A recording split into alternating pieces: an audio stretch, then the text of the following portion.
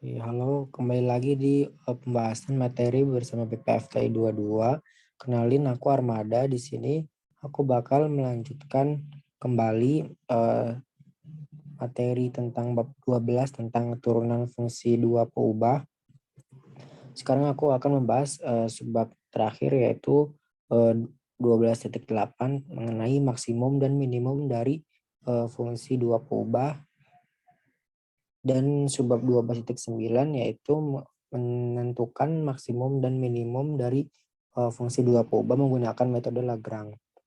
Nah, pertama kita akan membahas tentang secara umum dari maksimum dan minimum dari fungsi dua peubah itu apa. Ingat kembali di kalkulus 1 bahwa dalam fungsi satu variabel juga kita mengenal ada nilai maksimum dan minimum, yaitu nilai maksimum global, minimum global, atau maksimum lokal, minimum lokal gitu. Minimum global, maksimum global artinya nilai tertinggi dari fungsi dari semua titik yang ada pada fungsi itu.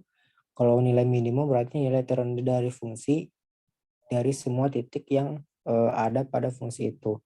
Nah, kalau lokal itu biasanya dia eh, hanya terbatas dari secara keseluruhan titik pada domainnya itu yang menghasilkan nilai tertinggi dan terendah pada suatu batas tertentu, misalnya itu disebut sebagai ekstrim lokal gitu. Nah, definisinya di sini bisa dilihat bahwa misalkan f fungsi dua peubah dengan daerah asal atau domain S, dan misalkan sebuah titik P0, di mana sekali lagi titik ini bisa kita nyatakan dalam vektor X, Y di dalam S. Yang pertama FP0. FP0 itu sebuah titik, misalnya X0, Y0, di sini aku tulis aja ya. Jadi P0 itu misalnya dia X0, Y0 gitu. Dan kalau P-nya aja di sini, P-nya doang yang ini, itu misalnya untuk semua X dan Y. Untuk semua X dan Y. Jadi yang pertama, definisi yang pertama itu dia bilang bahwa F di suatu titik P0 itu nilai maksimum global dari F pada domain S-nya jika nilai dari F P0 itu lebih besar atau sama dengan FP untuk semua P di S.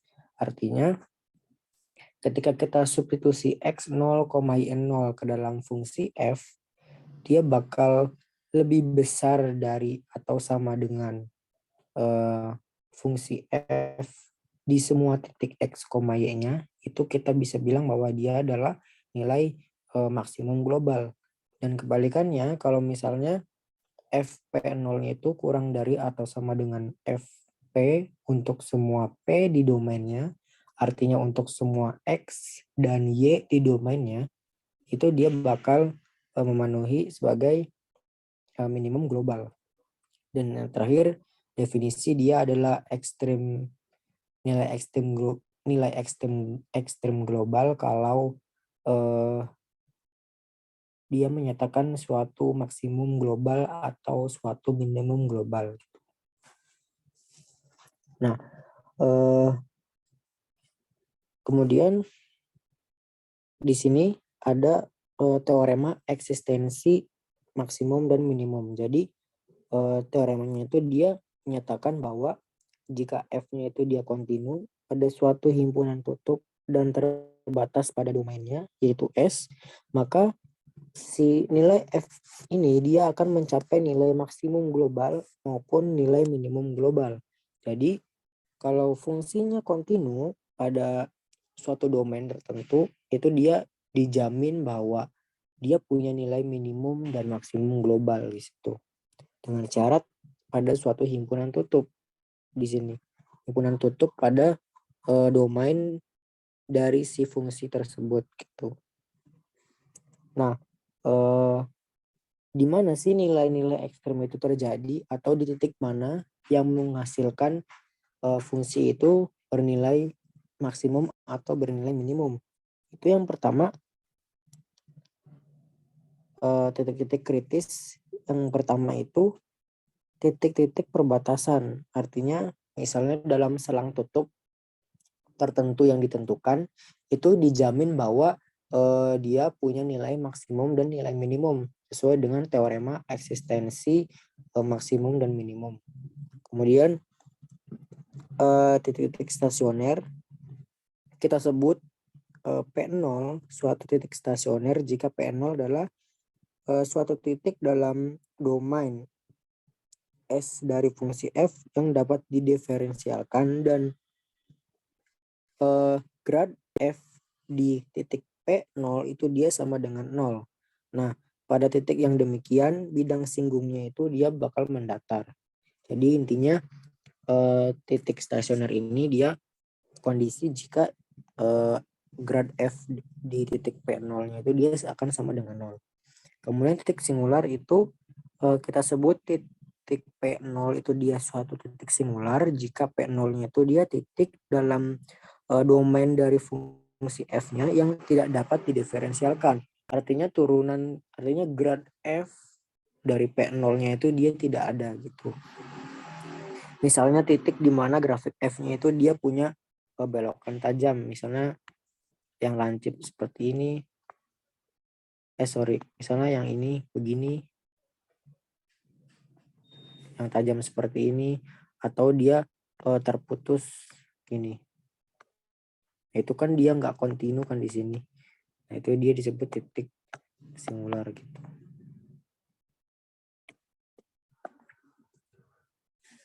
Kemudian di sini ada teorema titik kritis. Sebenarnya ini mengulas yang pembahasan yang ini secara lebih formalnya, yaitu menyatakan bahwa misalkan F didefinisikan pada suatu himpunan dari daerah domainnya S yang mengandung titik P0. Jika F P0-nya itu dia suatu nilai ekstrim, maka P0 itu dia haruslah berupa suatu titik kritis, yakni P0 yang merupakan salah satu dari ketiga ini, yaitu yang pertama titik perbatasan domainnya, kemudian titik stasioner dari F atau titik singular dari F-nya gitu. Nah, ini langsung aja kita ke contohnya. Contoh misalnya cari maksimum dan minimum, cari maksimum atau minimum aja deh, maksimum atau minimum dari f x, y sama dengan x kuadrat min 2x ditambah y kuadrat per 4. Nah, kita lihat bahwa fungsi yang diberikan ini itu dia dapat didiferensialkan di mana-mana. Artinya fungsi ini tuh dia bakal selalu kontinu pada x, y di bilangan real. Jadi kemungkinannya karena dia nggak punya titik singular dan nggak ada nggak ada himpunan tertutup dari domainnya, karena dia kan terdiferensialkan di mana-mana kan. Berarti itu satunya yang menjamin dia punya nilai maksimum dan minimum itu dia meninjau dari titik kritisnya. Artinya kita perlu mencari titik-titik kritis dari fungsi f, x, y ini gitu. Nah, titik-titik kritisnya gitu kita dapat dari yang tadi kan titik stasioner kan, titik stasioner dia itu kan berarti fx-nya x, y itu sama dengan 0 ya kan. Berarti 2x min 2 sama dengan 0. Di sini diperoleh bahwa X yang memenuhi adalah 1. Kemudian FY-nya, turunan parsial X terhadap Y-nya, itu kan Y per 2 kan. Y per 2 sama dengan 0. Nah, di sinilah yang memenuhi adalah Y sama dengan 0. Jadi, diperoleh bahwa titik stasionernya itu adalah 1,0.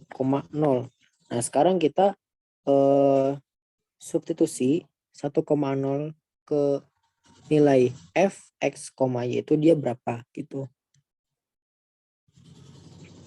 Nah, kita peroleh bahwa nilai f 1,0 kita substitusi ke fungsi f, x, y ini, dia berarti akan sama dengan 1 kuadrat min 2 dikali 1 ditambah 0. Jadi kan sama dengan min 1 kan. Kan di sini ada kan di sini pertanyaannya cari maksimum atau minimum. Cuman kita nggak tahu di sini f 1,0 sama dengan min 1 itu dia maksimum atau minimum. Nah, di sini kita butuh trik tertentu untuk menentukan apakah dia itu maksimum atau minimum. Sekarang kita tinjau fungsinya f, x, y. Perhatikan bahwa dia adalah x kuadrat min 2x ditambah y kuadrat per 4. Karena saya mau menggunakan, karena kan kita tadi sebelumnya sudah pelajarin kan yang di sini mengenai maksimum atau minimum global, yaitu dengan kondisi ini kan. Kita sudah mengetahui nilai dari FP0-nya itu. Itu apa? Min 1 kan. Berarti kita butuh pertidaksamaan yang menyatakan bahwa dia itu memenuhi salah satu dari kedua ini supaya kita bisa menentukan apakah dia itu maksimum atau minimum gitu. Kalau maksimum atau minimumnya udah ditentukan, ya udah berarti dia bakal maksimum atau minimum global kan. Kan di sini FP-nya ini kan P-nya itu dia dinyatakan dalam X, Y. Artinya kita butuh sesuatu yang pertidaksamaan yang menyatakan bahwa min 1 itu dia kurang dari atau sama dengan atau lebih dari atau sama dengan dari fungsi f, x, y. Berarti kan saya mau memunculkan min 1 di f, x, y ini. Kita pakai manipulasi aljabar aja. Gimana caranya supaya ada min 1, supaya kita bisa menentukan mana yang lebih besar atau mana yang lebih kecil gitu. Kalau saya ambil ini, x kuadrat min 2x ditambah 1 ditambah y kuadrat plus 4 dikurangi 1. Ini kan 1 dikurangin sama min 1 kan 0. Jadi anggap aja nggak ada kan. Cuman saya mau memunculkan aja gitu. Berarti di sini kita bisa tuliskan penjabaran dari x kuadrat min 2x plus 1 itu adalah x min 1 kuadrat. Ya kan, kemudian ditambah dengan y kuadrat per 4 itu min 1. Di sini udah ada min 1. Di sini udah ada min 1. Dan di sini kuadrat artinya aman dia bakal selalu positif. Dan di sini juga kuadrat artinya aman dia bakal selalu positif. Artinya fx, y ini kan dia min 1 ditambah sesuatu yang lebih besar kan. Kan ini dia positif semua nih. Min 1 ditambah sesuatu yang lebih besar artinya berarti dia kan bakal lebih dari atau sama dengan min 1. Sama dengan f 1,0.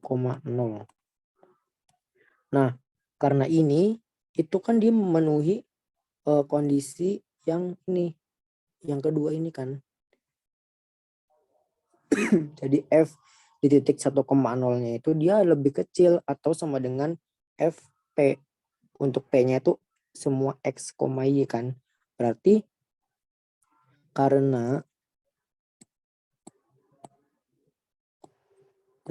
f, x, y-nya itu dia lebih besar atau sama dengan dari f 1,0 sama dengan min 1, maka min 1 itu dia adalah nilai minimum global gitu.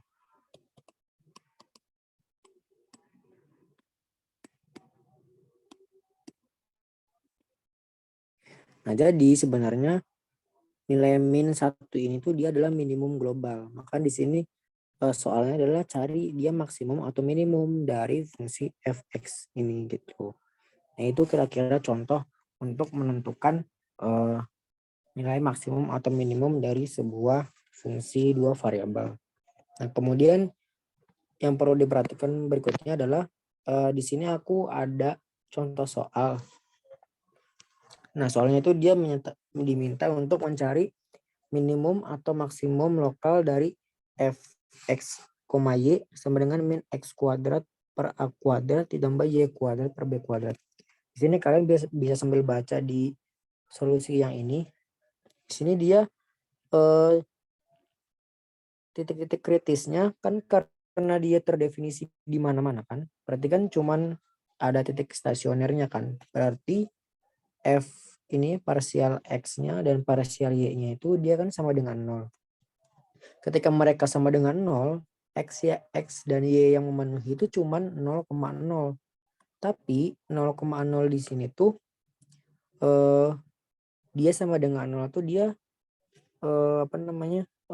nggak memberikan suatu kesimpulan apakah dia itu maksimum atau minimum, sehingga titik 0,0 ini tuh dia disebut sebagai saddle point atau dalam bahasa Indonesianya itu titik pelana, tapi lebih enak dalam bahasa Inggris aja jadi saddle point.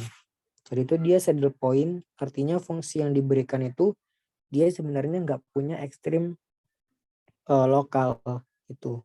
Jadi contoh yang ini tuh dia mengilustrasikan bahwa dia itu secara nggak langsung memberikan bahwa grad fx 0,y0-nya itu dia sama dengan 0, di mana dia tidak menjamin bahwa terdapat ekstrim lokal di x0, y0 ya kan.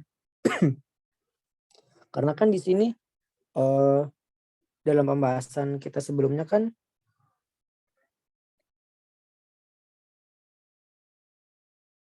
ini grad f x0, y0 kan cuma stasioner doang kan, seperti yang contoh yang ini.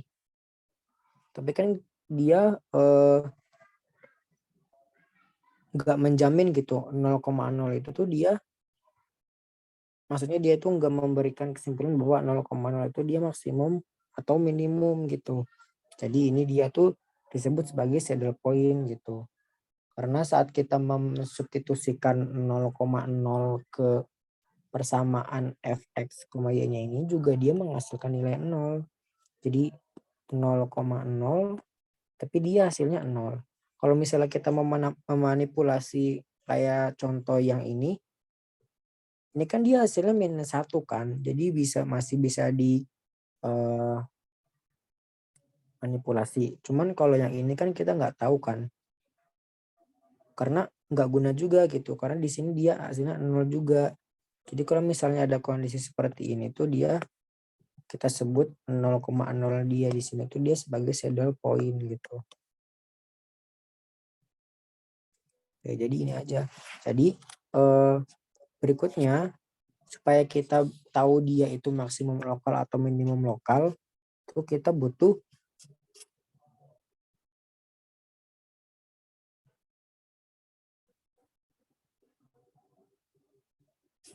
lagi sebuah uji, yaitu uji parsial kedua. Bentar, kayaknya aku belum masukin bahannya. Jadi bahannya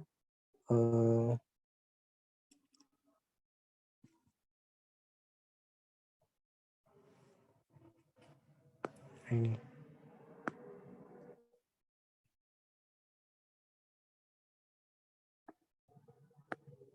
Nah, yang ini tuh syarat untuk kita bisa menentukan apakah dia itu maksimum lokal atau minimum lokal. seperti yang ini kan, kita nggak bisa menentukan dia minimum lokal atau maksimum lokal, karena di sini pertama dia udah saddle point 0,0 terus hasilnya 0. Misalnya kita mau menggunakan ini pun kita nggak bisa menyimpulkan dia maksimum lokal atau minimum lokal, karena kan kondisi ini kan cuman global doang yang memenuhi kan, nggak menyatakan lokal. Jadi di sini secara lokalnya kita nggak bisa menentukan apakah dia itu maksimum atau minimum lokal gitu. Jadi cara yang berikutnya kita perlu menggunakan uji parsial kedua. Nah di sini teoremanya dia itu menyatakan bahwa fungsi f(x, y) itu mempunyai turunan parsial kedua yang kontinu di suatu daerah dari x 0, y 0 dan grad dari f(x 0, y 0 tadi sama dengan 0, artinya dari hasil perolehan yang ini yang titik stasioner itu kita definisikan D itu sebagai D sama dengan D di titik x 0, y 0 itu sama dengan turunan kedua dari fungsi f terhadap x 0, y 0 dikali dengan turunan parsial kedua terhadap y x 0, y 0 dikurangin kuadrat dari f x y x 0, y 0 gitu. Nah, di sini sebenarnya ini persamaan yang udah jadinya. Pembuktiannya sebenarnya itu didapat dari polinom Taylor, penjabaran polinom Taylor yang udah kita bahas sebelumnya di subbab 12.7. Cuman kita langsung aja gunain yang ini. Persamaan yang udah jadi di sini dalam teorema ini. Nah, di sini ketentuannya adalah jika D-nya lebih dari 0, kemudian nilai turunan parsial kedua terhadap X-nya itu dia kurang dari 0, maka si F ini di titik X 0, y 0 itu dia disebut local maximum value. Artinya nilai maksimum lokal.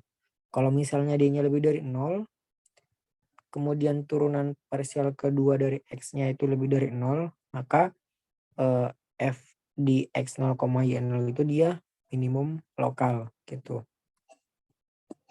Nah, kalau misalnya D-nya kurang dari 0, kemudian Fx 0, y 0-nya ini itu dia bukan nilai ekstrim, artinya bukan maksimum atau bukan minimum.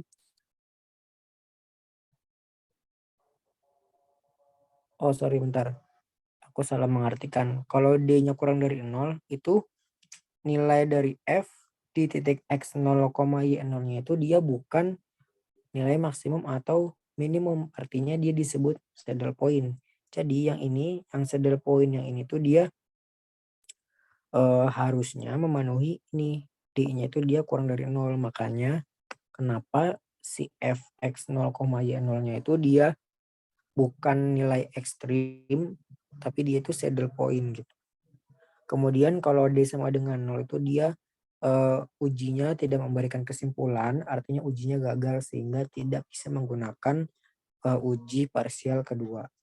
Nah ini untuk yang kasus 4 ini jarang ditemukan, kemungkinan ini untuk fungsi khusus tertentu gitu yang nggak punya, artinya nggak punya maksimum atau minimum lokal gitu. Jadi makanya di sini dia kalau D-nya sama dengan 0 itu ujinya gagal, jadi nggak bisa menggunakan uji ini. Jadi kalau kita mau menggunakan uji parsial kedua, kita perlu menentukan nilai D-nya, kemudian menentukan nilai turunan parsial dari X, turunan parsial kedua dari X dari fungsi F di suatu titik tertentu yang udah ditentukan. Apakah dia kurang dari 0 atau lebih dari 0, supaya bisa mendapatkan kesimpulan bahwa itu tuh nilainya minimum atau maksimum lokal gitu. Nah, contohnya misalnya di sini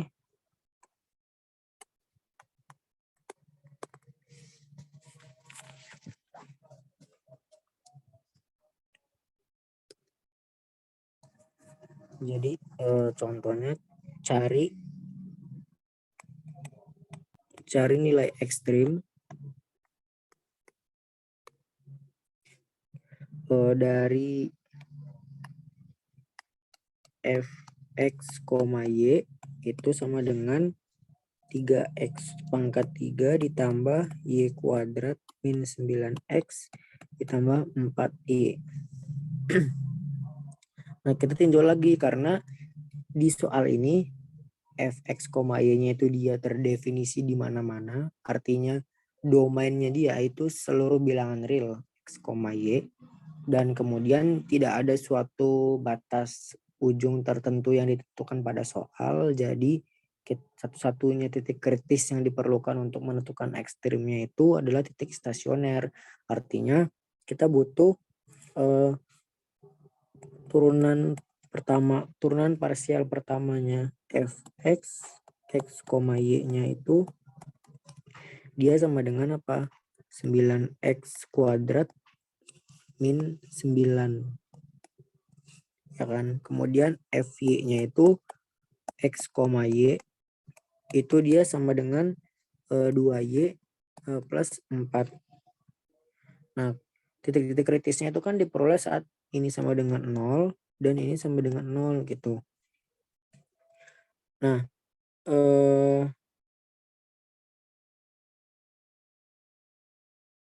kemudian nanti ini bakal diperoleh ini x-nya itu adalah plus minus 1. Ini diperoleh bahwa y-nya sama dengan minus 2. Berarti artinya titik stasionernya itu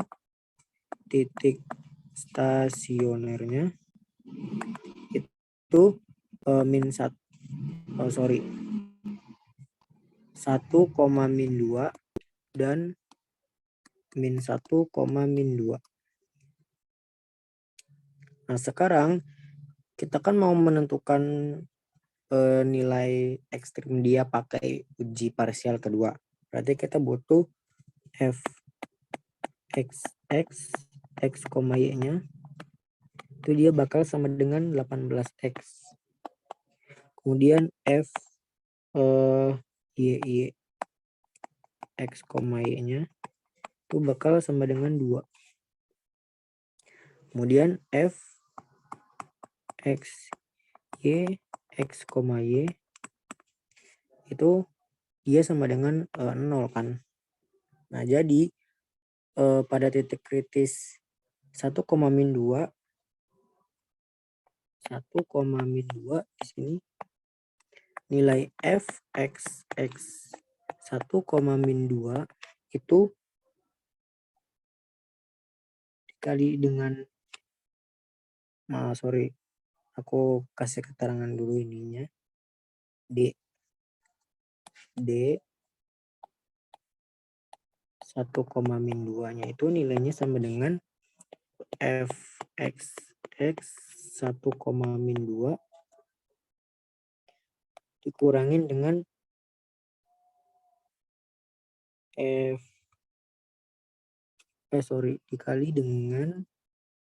dikali dengan f y 1, min 2 dikurangin f x y kuadrat 1, min 2. Ini hasilnya bakal sama dengan 18 dikali 2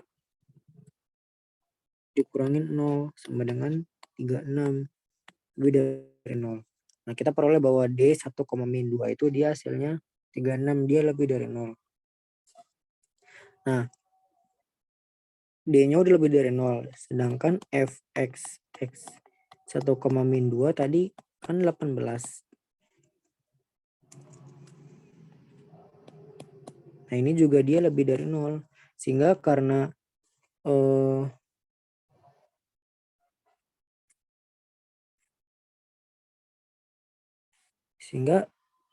f1, min 2 kita substitusiin ke fungsi ini fxy ini, kita substitusikan ke sini 1, min 2 itu diperoleh hasilnya adalah 10. Jadi karena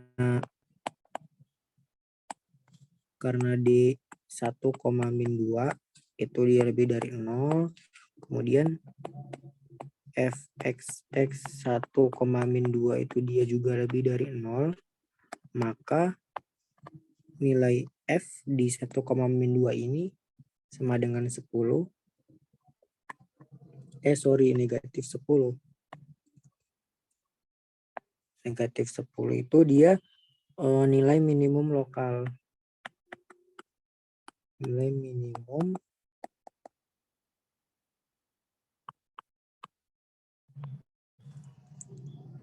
lokal dari F.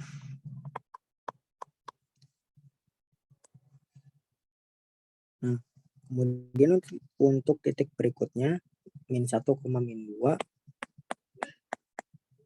dengan cara yang sama, kita tentukan D min 1, min 2, itu diperoleh bahwa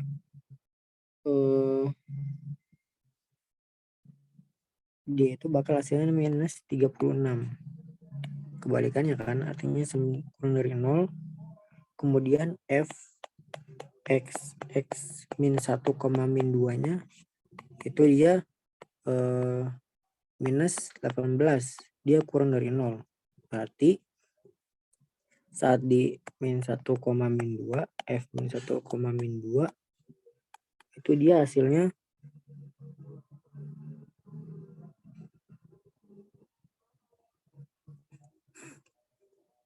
kita substitusiin aja ke sini.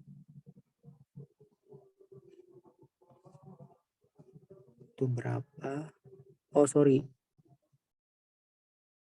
Sebenarnya di sini nggak usah kita cari ini. Karena kenapa? Di sini kan kita peroleh D-nya itu dia kurang dari 0 kan. Artinya kalau kurang dari 0, seperti yang udah dijelaskan di teorema sebelumnya, kalau misalnya D kurang dari 0, maka si F ini tuh dia bukan nilai ekstrim. Artinya dia itu cuman saddle point. Jadi saat di min 1, min 2, dia nggak punya nilai ekstrim. Jadi karena D min 1, min 2 itu dia kurang dari 0, maka F tidak punya ekstrim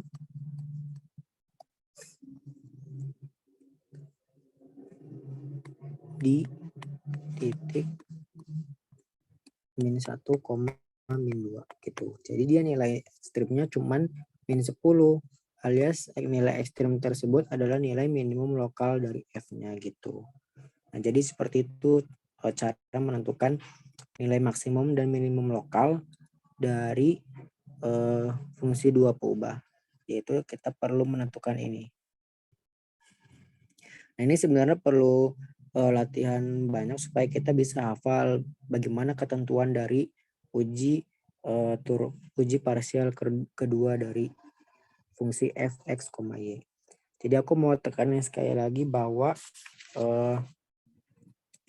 dalam menentukan maksimum dan minimum dari suatu fungsi dua peubah itu, kita mengenal maksimum minimum sebagai ekstrim yang terdiri dari ekstrim global dan ekstrim lokal. Ekstrim global di sini kita sudah pelajari bahwa dia memenuhi definisi ini, sehingga kalau kita mau menentukan apakah dia maksimum atau minimum global, itu kita menggunakan cara seperti yang pada contoh soal ini, bisa menggunakan manipulasi. Jadi supaya dia bisa tahu apakah dia itu nilai maksimum atau minimum global gitu. Kemudian jangan lupa bahwa nilai ekstrem itu dijamin saat F-nya itu dia kontinu pada selang tutup dari domain si F-nya.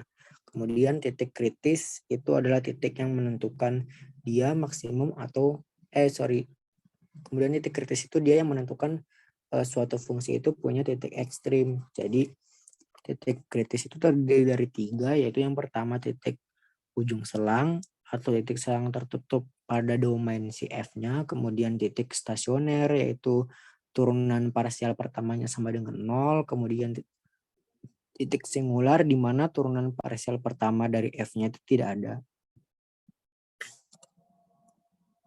Kemudian uji parsial kedua itu untuk menentukan nilai maksimum dan minimum lokal dari suatu fungsi gitu.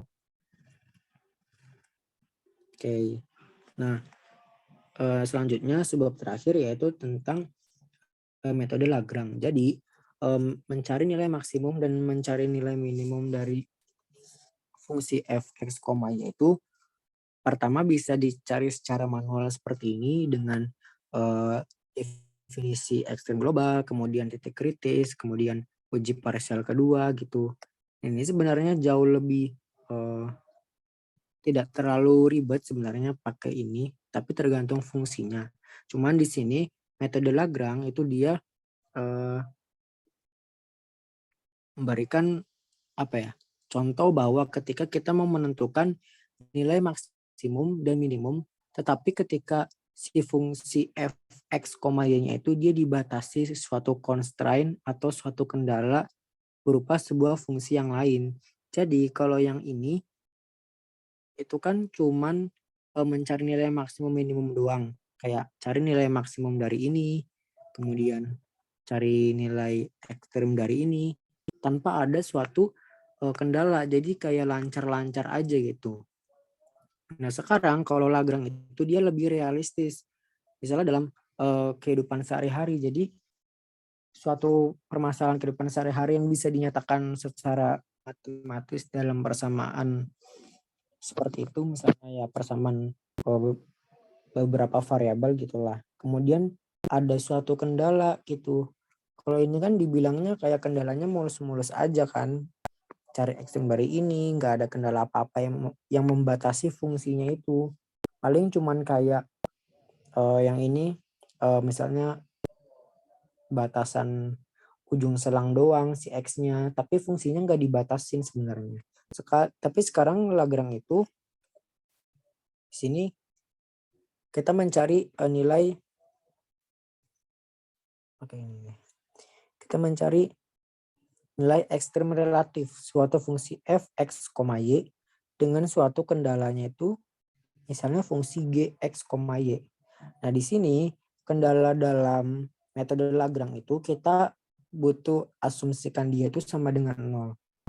Asumsi bahwa nilai ekstremnya itu dia ada gitu kalau pakai metode Lagrange. Nah, jadi pertama yang dibutuhkan dalam metode Lagrange ini untuk menentukan nilai ekstrem dari suatu fungsi itu dia butuh sebuah variabel lambda di mana dia itu pengali Lagrange di sini. Variabel lambda itu dia disebut sebagai pengali Lagrange.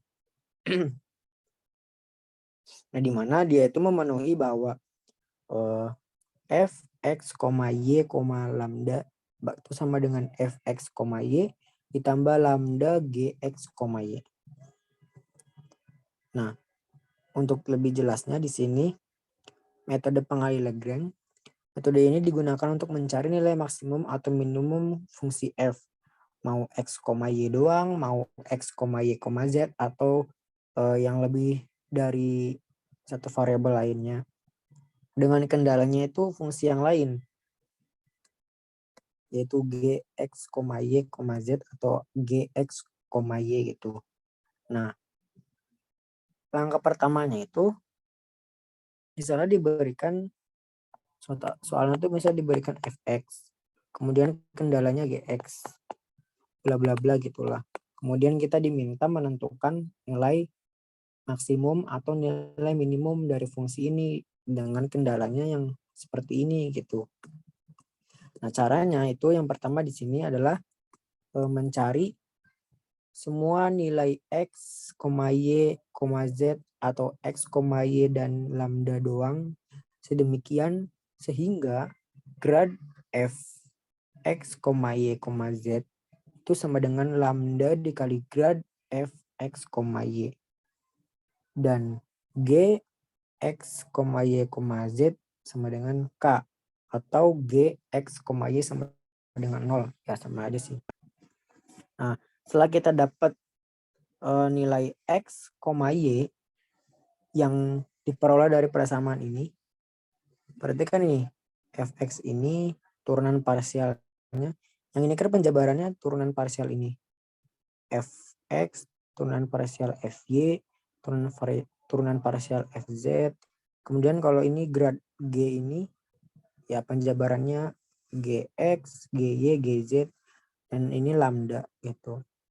Nah makanya di sini lambda itu dia pengali dari kendalanya ini, g ini tuh. Kemudian kita buat gimana caranya ini tuh dia sama dengan 0. Ya udah tinggal pindah ruasin aja kan, gx, y atau gx, y, z ini kan sama dengan 0 gitu. Nah, ini dari ini persamaan 3 variabel ini kan nanti kita dapat x-nya berapa, y-nya berapa gitu.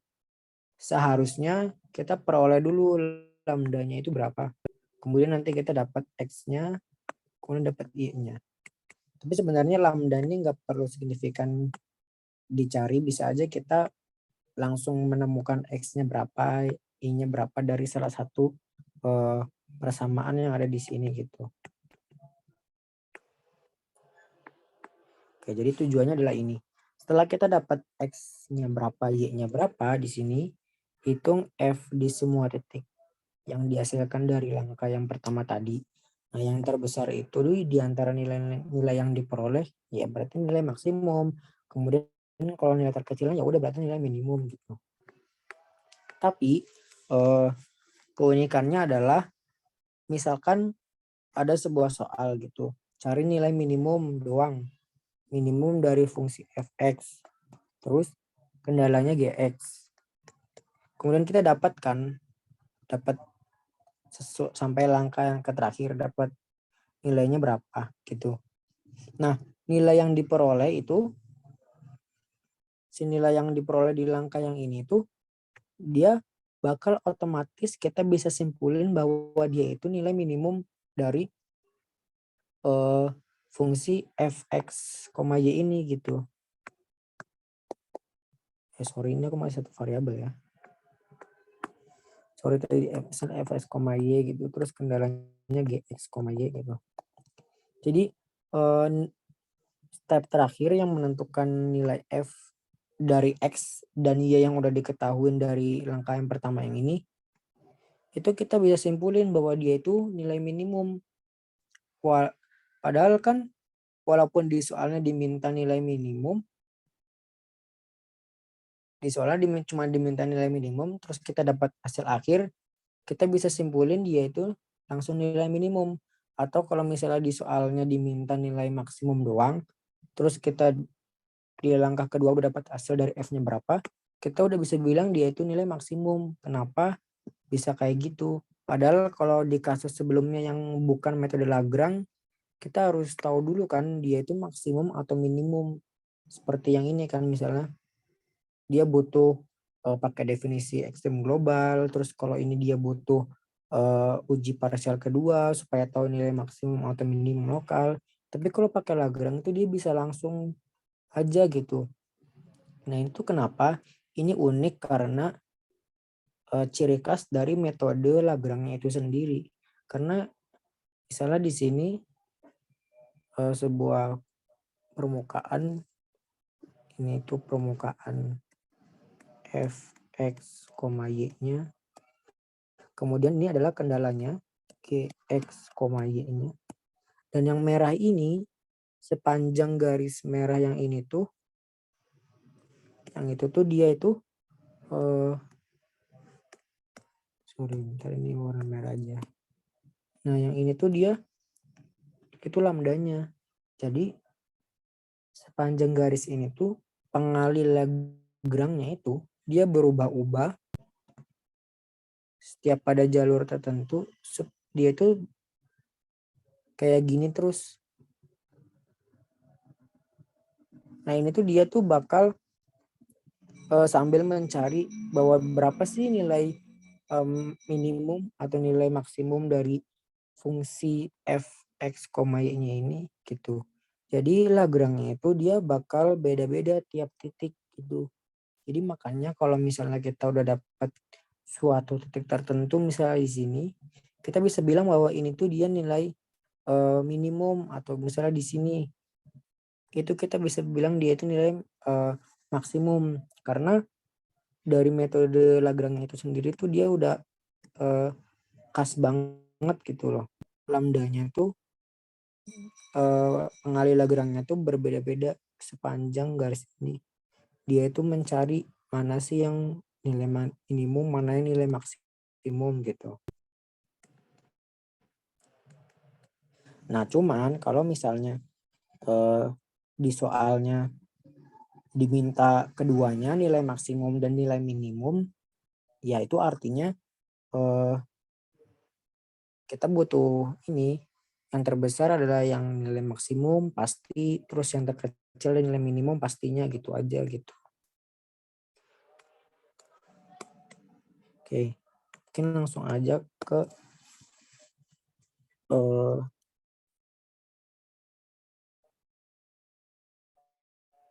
contoh soal, misalnya kayak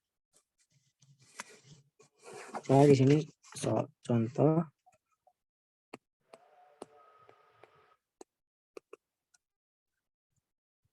kita diminta mencari nilai ekstrim. Cari ekstrim dari misalnya fx, y itu dia sama dengan x kuadrat ditambah 2y kuadrat pada lingkaran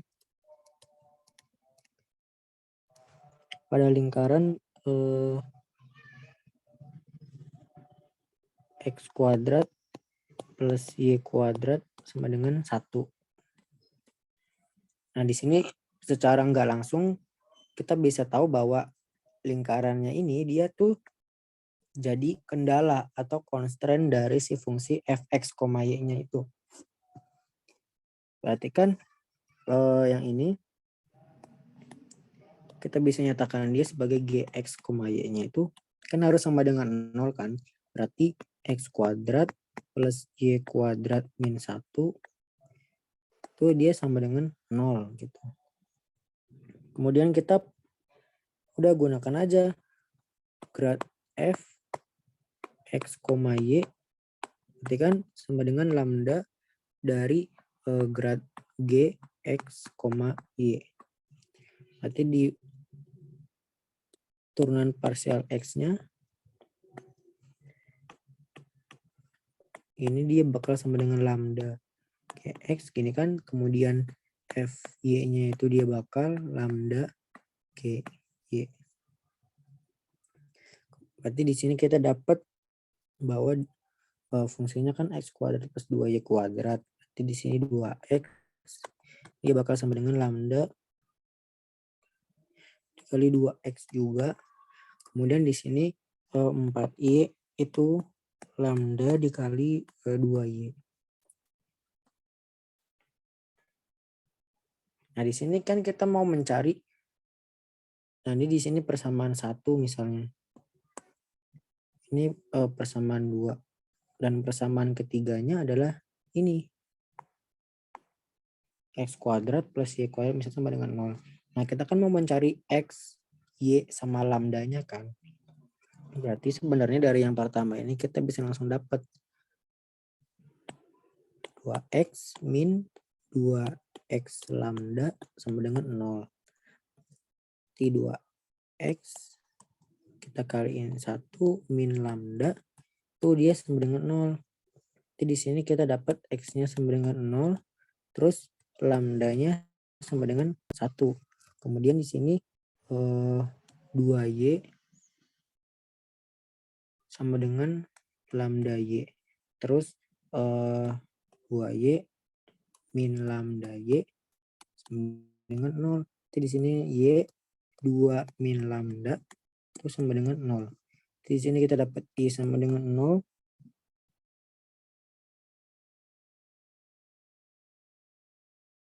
Kemudian lambdanya sama dengan 2.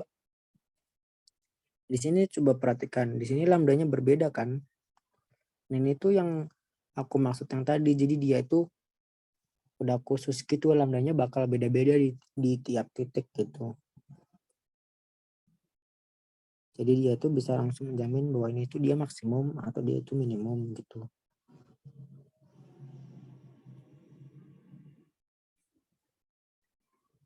Nah, berarti di sini kita udah langsung dapat kan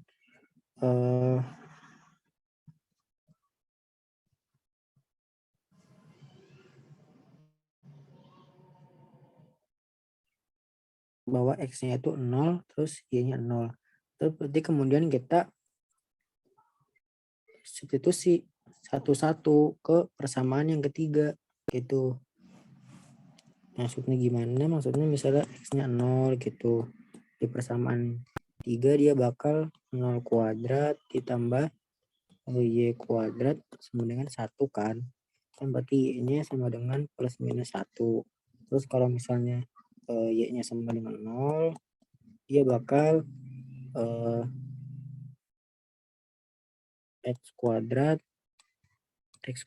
ditambah 0 kuadrat sama dengan 1. Berarti X-nya sama juga plus minus 1 gitu. Jadi nilai X, perlu diperhatikan nilai X dan Y yang udah dapat di persamaan 1 sama persamaan 2 itu dia harus memenuhi juga di persamaan yang ketiga. Jadi jangan langsung ambil kesimpulan aja X-nya 0 dan Y-nya 0 doang. Karena nanti kan bakal dapatnya F-nya nilainya 0. Ntar dia cuma jadi saddle point doang. Dan itu nggak bisa mempengaruhi bahwa dia nggak bisa disimpulkan bahwa dia itu ekstrim gitu kan kalau saddle point. Nah, jadi makanya kenapa si X sama dengan 0 sama Y sama dengan 0 itu kita substitusi masing-masing satu-satu ke dalam persamaan yang ketiga ini. Jadi biar semuanya memenuhi ketiga persamaan itu. Nah, ini dari yang ketiga gitu. Berarti di sini untuk kasus X sama dengan 0 itu dia ada Y-nya plus minus 1, kemudian Y sama dengan 0 itu dia X-nya plus minus 1. Berarti titik ekstrim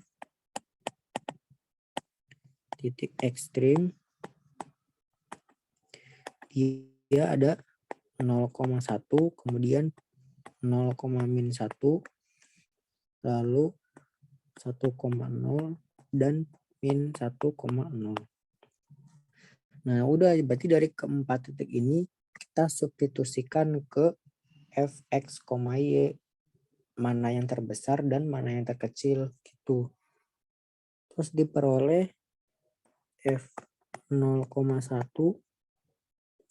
itu sama dengan F 0, min 1 karena kebetulan fungsinya kuadrat. Jadi ini bakal sama dengan 2. Terus F 1,0 dia sama dengan F min 1,0 dia sama dengan 1. Jadi yang ini tuh dia maksimum, ekstrim maksimum, kalau yang ini dia ekstrim minimum gitu. Jadi jawabannya adalah ini, nilai ekstrimnya adalah 2 dan 1. Di mana 2 itu maksimumnya dan 1 itu minimumnya. Nah, jadi ini untuk metode Lagrange. Jadi dia tuh sebenarnya bisa secara apa ya, lebih simpel dari yang menggunakan ini manual, tapi kadang ada tergantung soal, kadang soalnya itu dia kalau pakai Lagrange itu susah, tapi kalau pakai yang ini yang kayak biasa manual gini tuh yang cari titik stasioner atau singular atau apapun itu dia lebih mudah daripada pakai Lagrange. Nah, itu sebenarnya tergantung fungsinya. Jadi kalau misalnya di ujian jadi kita perlu banyak latihan supaya di ujian tuh kita bisa tahu pakai cara efektif yang mana menentukan nilai maksimum atau minimum yang lebih mudah. Jadi nggak selalu pakai Lagrange itu lebih mudah karena kan turunan parsialnya itu kan ya kalau fungsinya linear mah mudah-mudah aja, tapi kalau fungsinya nggak linear misalnya rasional atau akar irasional gitu kan bakal lebih susah kan buat penurunannya sama mencari persamaan 3 variabelnya gitu. Jadi itu butuh banyak latihan. Nah, ini untuk Lagrange ini Jadi ciri khas dari Lagrange ini tuh dia ada fungsi kendala saat kita menentukan maksimum atau minimum dia itu. Kalau misalnya kendalanya ada lebih dari satu, ya udah berarti kita tambahin aja. Jadi misalnya ini kan kendalanya cuma satu doang, Gx, Y. Kalau misalnya kendalanya ada dua, ya udah berarti kita tambahin yang lainnya aja. Misalnya kan tadi ini satu kendala kan kan dia cuma grad F ya kan, sama dengan lambda grad G gitu. Kalau misalnya dua, ya udah kita tambahin misalnya grad F sama dengan lambda grad G ditambah misalnya apa, mu grad H gitu. Kalau misalnya lebih dari 3 dan seterusnya, ya udah tambahin aja. Jadi setiap kendala ini, grad dari kendala itu dikalikan dengan pengali Lagrange. Di sini pengali Lagrange yang kendala pertama adalah lambda, kemudian pengali Lagrange dari kendala yang kedua adalah mu. Atau kalau yang ketiga adalah simbol apapun itu, atau huruf atau apapun, yang penting memenuhi bentuknya seperti ini gitu. Paling tinggal kasih keterangan aja kalau ini tuh dia pengali Lagrange dari kendala yang mana gitu, supaya bisa lebih jelas gitu. Oke, jadi ini aja, sampai sini aja materi dari bab turunan fungsi dua variabel atau lebih. Jadi secara keseluruhan sebenarnya materi fungsi dua variabel atau lebih itu ini tuh dia sama aja sama di kalkulus 1 dari fungsi turunan fungsi satu variabel. Cuman sekarang di sini perbedaannya kita mencoba fungsi yang variabelnya lebih dari satu sehingga bisa berbentuk ruang R2 atau R3 dan Rn di seterusnya gitu. Oke, sampai sini aja pembahasan dari aku tentang materi ini. Untuk pembahasan berikutnya mengenai bab integral lipat 2 itu tetap sama, kita masih bekerja pada fungsi yang variabelnya lebih dari satu tuh. Oke, gitu aja, sampai jumpa di pembahasan materi BPFTI 22 berikutnya. Terima kasih.